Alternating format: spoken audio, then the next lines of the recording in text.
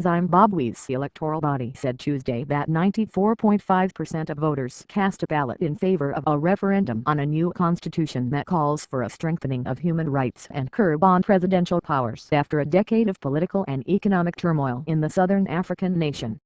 A new constitution was a key demand of regional mediators who forged a shaky and acrimonious coalition between Zimbabwe President Robert Mugabe and the former opposition leader, Prime Minister Morgan Tsvangirai, after the last violent and disputed national polls in 2008. All main political parties had called for a yes vote in the referendum.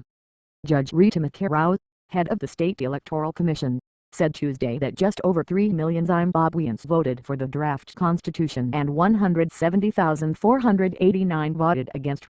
Spoiled ballot papers were not factored into the final results of votes cast by less than 50% of those eligible to vote in the referendum. The 170-page draft constitution has now to be submitted to the Zimbabwe Parliament for approval, the procedural formality, before President Mugabe is asked to sign it into law. The draft limits the future presidential office to 2 5-year terms, a clause that is not retrospective. Mugabe, 89, who led the nation to independence in 1980, can't rule for another 2 terms if his party wins upcoming 5-yearly parliamentary and presidential polls.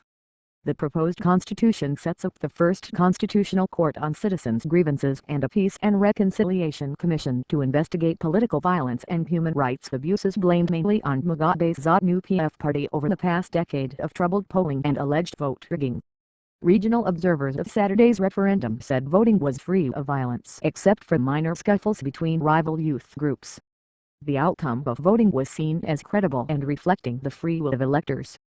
But independent local monitoring groups reported that Mugabe party loyalists had taken down the names of voters emerging from some polling stations, a possible ploy used to threaten them in the crucial full-scale elections.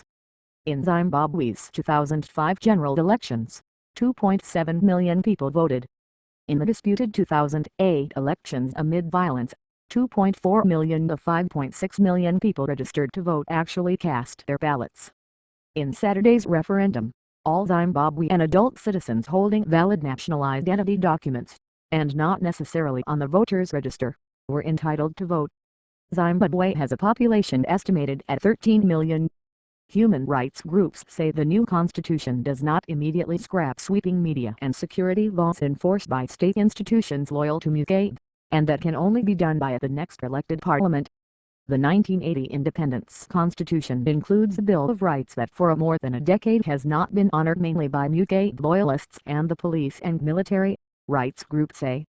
The Independent Research and Advocacy Unit said in its latest bulletin that reforms proposed in the new constitution will clearly take a much more energetic parliament than the one we have currently if they are to be implemented. The group said, "Constitutions are not the panacea for all ills.